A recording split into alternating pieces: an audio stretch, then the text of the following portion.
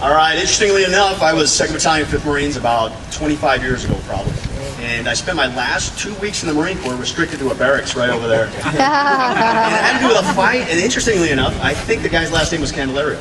Could have been. You remember that guy? So, unlike Sergeant Major Castle, I didn't just think of something coming over here today because I've been worried about this for about 2 weeks. So I wrote my speech, and the chaplain promised that if you guys start throwing tomatoes, he's going to run interference for me.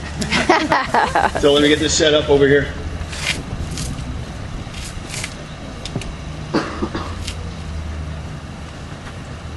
All right, thank you, morale boosters, for trusting in me to provide what I hope will be something that honors your efforts to show that you appreciate these young Marines and police officers here today.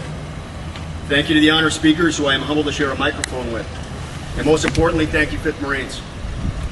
24 years ago, I walked out on this grinder over here as a young lance corporal, fresh from barracks duty in the Philippines.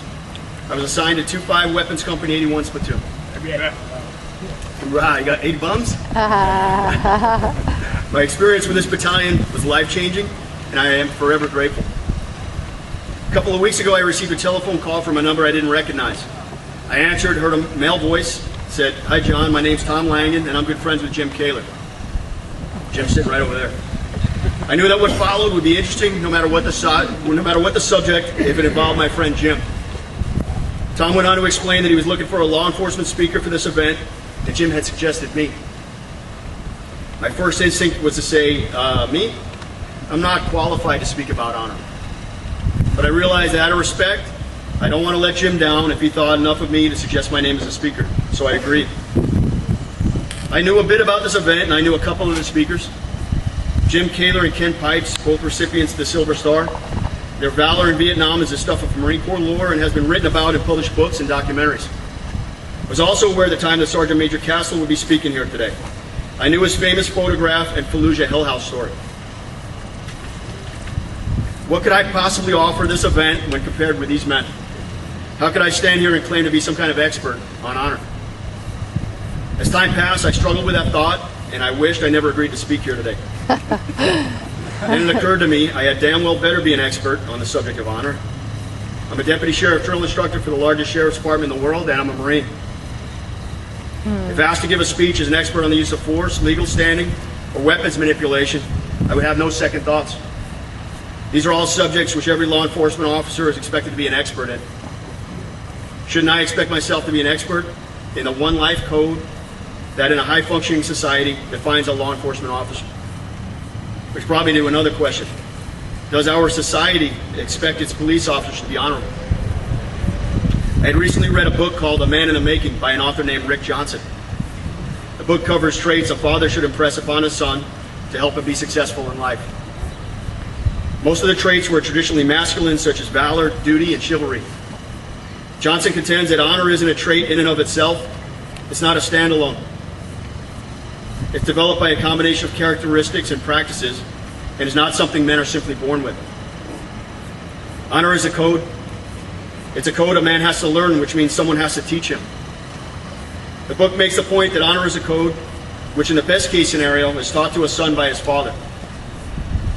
I've been married for 23 years and have 4 children. My youngest is a 14-year-old boy who's here today. I feel his need for those masculine traits: manners, chivalry, self-sacrifice, just to name a few. When I consciously and intentionally teach him these things, I can tell he is somehow hardwired to accept them. I know that as a young man, he expects to be taught what it means to be an honorable man. If it's not me that teaches him masculine, honorable traits, he will find something to replace it. But what happens in a society wherein masculine traits are diminished, mocked, and relegated to being old-fashioned? These traits have defined masculinity, and especially warrior classes, in every organized society. However, American values refine these traits to a point never before seen in history. The Marine Corps refined them even further and mastered the process by which young men are immersed in an honor code, to the point that the word Marine is synonymous with strength, honor, and courage, all traits which build an honor code. Because I am a Marine, having served in this, the most decorated battalion in the Marine Corps, I have had a keen awareness of that obligation, that I remain honorable. This expectation has made it easier for me to make honorable decisions, especially in the stressful environment of law enforcement. Honor is a price paid and a price received. There is a debt to a society a Marine enters into by accepting the honor of being called a Marine. The expectation by society that every facet of your life will be guided by an honor code, mind, body, and spirit. There is an expectation, too, that because you are a Marine, you'll work hard, stay in shape, look sharp, and have a certain bearing. Even on your worst days when you're really not feeling up to it, that expectation exists. In return, society pays you back with tangible benefits. Some of my greatest blessings in life have come either in whole or in part from the honor our society bestows upon Marines. I have received job offers based on having been a Marine. I was accepted into my wife's family in part due to the trust they had in the honor of a 20-year-old Marine. Nearly every working day since becoming a deputy sheriff, I have received some form of compliment regarding the Marine Corps. In 1994, I was hired by the Los Angeles County Sheriff's Department. It became apparent from the moment I stepped foot on the academy grounds that the Sheriff's Department expects more from Marines. Either you fulfill those expectations or you become an exception. There's two ways to be referred to as a Marine on the Sheriff's Department when you're being sized up by other deputies. It's either, well, of course, he's a Marine, or the words you dread ever hearing, and he's a Marine. The expectation other deputies have of Marines has helped me to maintain my honor throughout 22 years on the job. But what about the majority of police in the United States who aren't Marines? We can all agree that police are just a microcosm of society. While police recruits, particularly in California, are subject to stringent background investigations as a condition of their employment, they bring with them the honor code which they have been taught or lack thereof. If media and politicians are a gauge of what society teaches our young men about honor, we are in dire straits. Television shows openly mock masculine characters and often characterize males as bumbling buffoons. Politicians base whole campaigns on exploiting those negative male characterizations for their political benefits. Worse yet, certain musical genres actually glorify the opposite of honor, bragging about the victimization of women, selfishness, and criminal behavior. Not coincidentally, television, politicians, and the music industry characterize law enforcement similarly. But do they represent society? It's tempting to hit the easy button and say our politicians and media represent society, so we, as law enforcement, give up. If society wants police that merely respond to calls, police who are reactive and not proactive, police that don't live by a code of honor, then so be it. That's the easy answer. It's harder and requires police to dig deeper to realize society is pleading for honor amongst its law enforcers. There must be sources which are intentional in our society that voice an appreciation for an honor code among police. In other words, if police recruits weren't taught an honor code by a father, a mentor, or the military, they must feel obligated to be honorable by our society. Last Sunday during church mass, the lector read the prayer intentions, which are prepared by the presiding priest and are meant to focus specific prayers to issues of the day. One of the intentions struck a chord with me. It read that all military and first responders be blessed with knowledge and understanding of our appreciation for the service they give our country. The congregation of about 200 people repeated the prayer. It occurred to me that this prayer wasn't simply praying for the military and first responders. These good people, our society, were praying that we, as first responders and military, understand that they appreciate us. The priest wrote that recognized a need, not just to pray for us, but to pray that we are sure of their appreciation of our honor. In a recent Gallup poll conducted in December 2015, after Ferguson, after Baltimore, after the months of half-truths and outright lies coming from the media, which caused tremendous morale problems for police agencies nationwide, America was asked which professions they trusted most. Police officers were trusted just behind nurses, pharmacists, medical doctors, and high school teachers, and far ahead of the media and politicians. And then there's organizations like this one, Morale Boosters, that cares enough about us to organize events that are designed with one goal in mind: to plead with us to notice that they care about what we do and who want us to lead and protect our society guided by a code of honor. To all the Marines and police officers here today, you are experts on the subject of honor. Most of you young Marines here today will not make the Marine Corps a career. You will EAS from the Marine Corps while you're still young, and you'll move on to other careers. If you think you won't be expected to live the honorable life of a Marine, I'm here to tell you that you're wrong. Once you move on, people won't know or care what rank you were. If you looked at that flyer, there's a 45-year-old Lance Corporal listed in there. That's me. They won't know or care what MOS you were. They won't know or care what battalion you were in. In their eyes, you're a Marine. You share the honor of the men who spoke here today.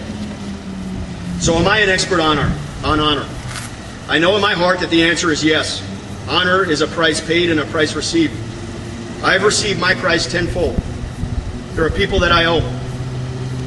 I owe my son, who deserves a father that teaches him what it is to be an honorable man. I owe my wife, who trusted me enough to dedicate her life to me with the expectation that I'll honor our marriage and raise an honorable son. I owe my father-in-law, who is here today, also a Marine, who trusted that I would lead an honorable life when he accepted me into his family. I owe the people in my church, who care enough to pray that I recognize our appreciation for the honor code they expect from me. I owe the great men who have spoken at this event.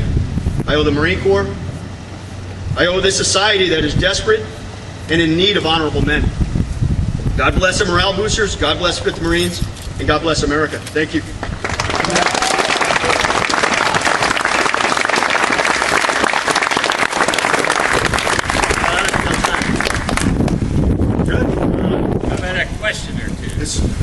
Sure.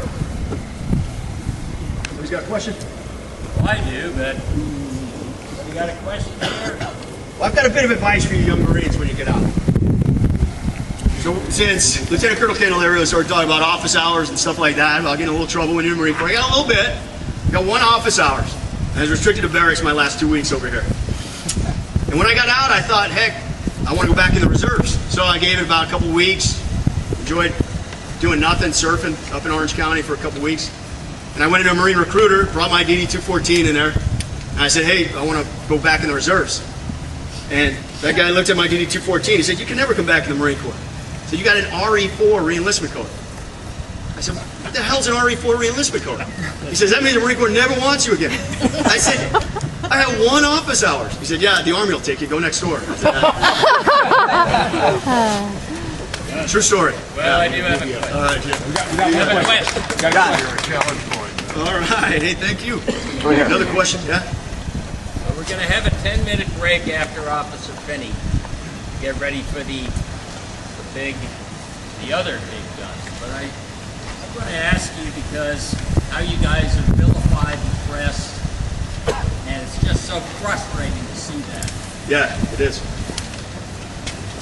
You touched on it earlier, how the society looks up to Marines and they're honored Marines. How are you guys doing with that? We're doing. Outside looking in, I'm thinking, how is their morale holding up against odds? Well, the fact is that most police are honorable, exactly what we're talking about today.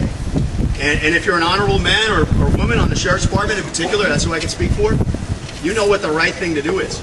You know that somebody's family, all your families, are sleeping at night, and there are bad men out there. Bad. There are very bad people out there, and the only thing that's protecting those families is us. That's it. And if you give up, that's it. And I can tell you firsthand that there are still really good men and women doing this job, and their morale is excellent because they know that. They understand that the media and the current political climate isn't necessarily society. They can look at the bigger picture. Sure, there's some. It's like, the 10%, but for the most part, they're moral, honorable men and women doing that job. God bless them. Yeah.